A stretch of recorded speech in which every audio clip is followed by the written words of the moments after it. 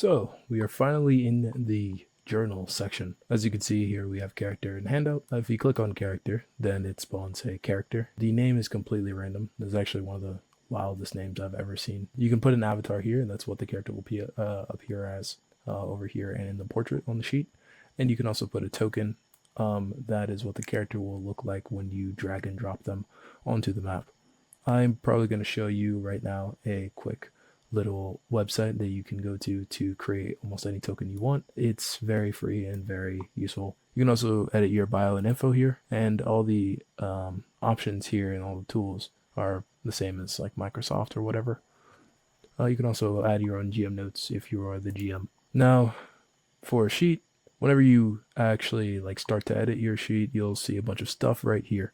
You want to click edit sheet directly, and you'll be flashbanged by this. Now, first of all, if you click on this button, it will pull it out into its own window. So if you have multiple monitors, you can have your character sheet on one and the tabletop on the other. This is not complicated, trust me.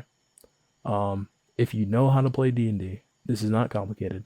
You just have to figure out how to actually like modify the numbers.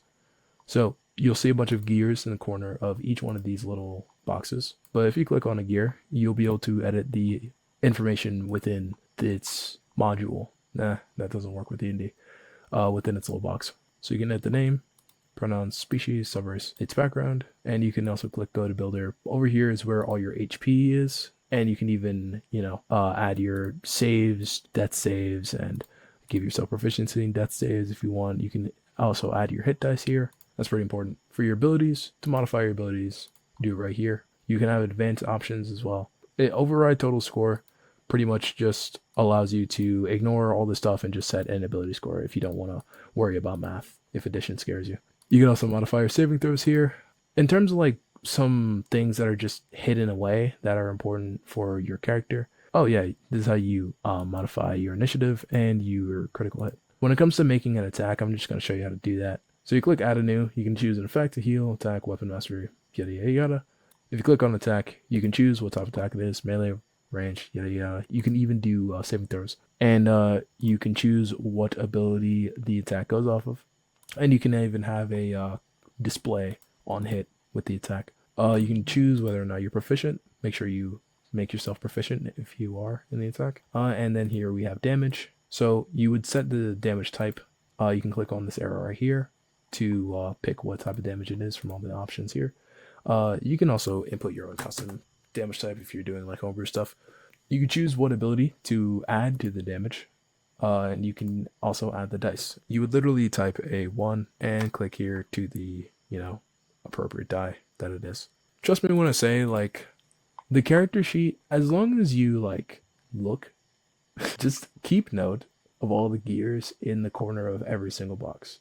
If you don't know where something is, if you don't know how to change something, it's more than likely in one of these gears. Here you can see all your spells. If you click on the gear, you can add spells, you can change your spellcasting ability, yada yada yada, spell slots, inventory, all your gold, electro, platinum stuff, features and traits. You add new stuff here, notes, and about you.